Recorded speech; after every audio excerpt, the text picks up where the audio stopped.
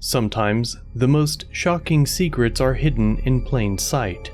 If there is a group of elites running this planet from the shadows, then it seems as though they get a sixth sense of satisfaction by reminding us who's really in charge. And what better way to remind us of this fact than a large, blatant monument? Of course, they can't be too obvious. The signs are subtle, the messaging hidden under an outer layer of normalcy. But if you know what to look for, these messages are staring you right in the face.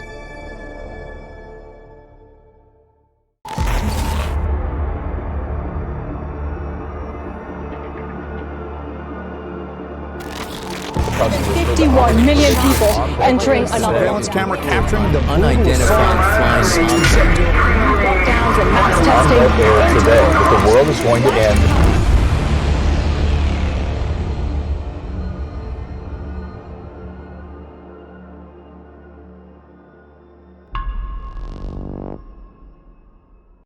In the year 1980, the Georgia Guidestones were constructed. No one really knows why they were constructed or who built them, but the inscriptions on these stone tablets provide us with chilling instructions. Maintain humanity under 500 million in perpetual balance with nature. Guide reproduction wisely, improving fitness and diversity. Unite humanity with a living new language. Rule passion, faith, tradition, and all things with tempered reason. Protect people and nations with fair laws and just courts. Let all nations rule internally, resolving external disputes in a world court. Avoid petty laws and useless officials. Balance personal rights with social duties. Prize truth, beauty, love, seeking harmony with the infinite. Be not a cancer on the earth. Leave room for nature. Leave room for nature. These instructions are written in 8 modern languages, including English, Spanish, Swahili, Hindi, Hebrew, Arabic, traditional Chinese, and Russian. The message is also repeated in 4 ancient languages, including Egyptian hieroglyphs, Babylonian cuneiform, Classical Greek, and Sanskrit. So who built the Georgia Guidestones? In 1979, a man named R.C. Christian visited Elberton, Georgia. He was searching for granite and a suitable location for the Georgia Guidestones. This search led him to the Elberton Granite Finishing Company and the company's president, Joe H. Fendley Sr. Fendley claims that this mysterious individual wanted to build a monument inscribed with wisdom for the ages, with directions that would lead humanity into an age of reason. This individual also wanted the Guidestones to be far away from major cities and tourists. The Elberton Granite Finishing Company got to work, creating a monolithic structure with a weight of almost 120 tons. The Guidestones were erected very close to what the Cherokee people believed to be the center of the world. The monument was also aligned with the North Star. In addition, the Guidestones function as a primitive sundial, and the 4 main slabs mark the movement of the moon throughout the year. The man calling himself R.C. Christian was never identified. To this day, no one knows who commissioned the Guidestones or why. In fact, this mysterious individual admitted he was using a pseudonym, and that Christian was simply a reference to his Christian beliefs. Some believe that the name R.C. Christian is a sly reference to the Rosicrucians, otherwise known as the Rosicrucian Order. This society believes in a spiritual transformation at a time of great turmoil, among other things. And that's basically all we know about the Georgia Guidestones. The rest is completely up to speculation. But there are a few very interesting theories. Some believe that these Guidestones were put in a place by some kind of New World Order group. These conspiracy theorists claim that the inscriptions aren't just suggestions, but rather declarations. In other words, Whoever erected this monument is telling us what is going to happen. Some of the inscriptions are seemingly innocent, others not so much. For example, the instruction to keep the population below 500 million has been interpreted by many as a warning of an upcoming culling, a massive genocide that would leave only a tiny fraction of the population remaining.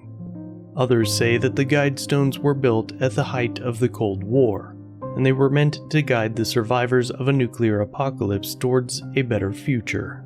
Some also point out that many of the inscriptions seem to reference a one-world government. For example, the instruction to unify humanity under one language and the creation of a world court. Questions have also been raised about the meaning of genetic diversity, with some claiming this is a reference to some kind of mass eugenics plan.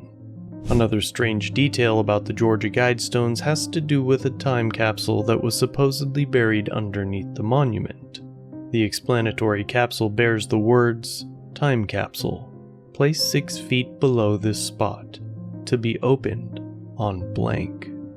The blank spot suggests that this inscription was never finished, or perhaps the time capsule was never buried.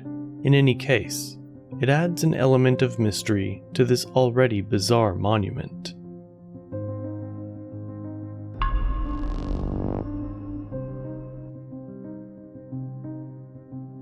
Another strange monument is located in Madrid, Spain, known around the world as the Monument of the Fallen Angel.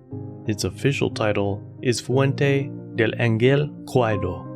As many are no doubt aware, the fallen angel is of course Satan. So why would anyone create a statue in his honor? The statue in question was created by Ricardo Belver in the 1800s, and it was criticized heavily when it was first unveiled. Some say that the statue isn't exactly celebrating Satan, but simply retelling an important biblical story in which an angel is thrown out of heaven. But if this is just an innocent statue illustrating a dramatic scene from the Bible, then why is it situated exactly 666 meters above sea level? Is this a subtle sign that the statue was built by some kind of satanist group? Whatever the case may be, this monument is the only major public statue dedicated to the Prince of Darkness. That alone is strange enough.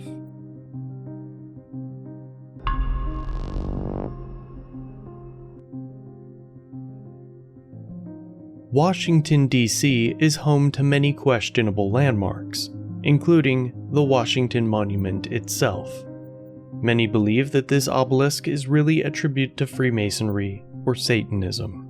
Others claim that the Washington Monument was strategically placed on ley lines, giving it some kind of occult power or significance.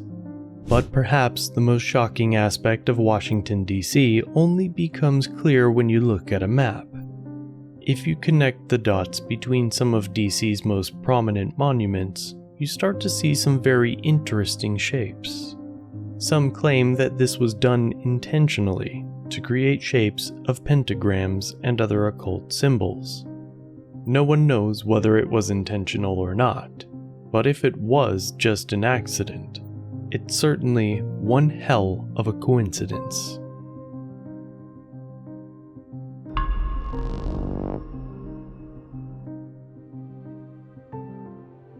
Since ancient times, monuments have been used not only to convey messages, but also to assert power. And if you believe that certain elite groups have been ruling the planet since ancient times, it makes sense that they would continue this tradition into the future. Are we reading too much into these statues or monuments?